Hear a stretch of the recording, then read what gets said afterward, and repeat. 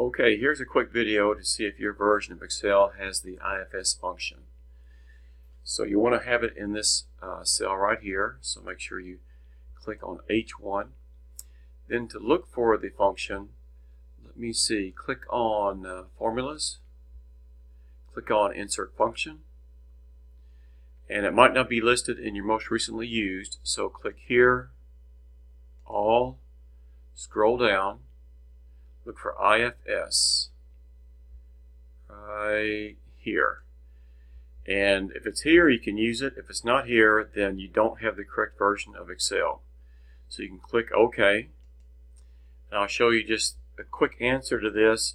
It's not the full answer, but the logical test will be if cell B2 equals 2, no, if B2 equals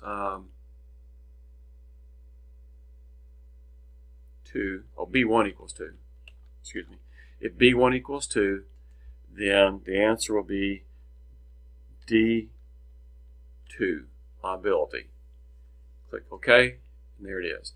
Now your actual formula here is going to be a lot longer than this, because you have to account for all these here, not just D2, but you have to go D1 and D3 and D4 and use the dollar signs like I showed in the other video.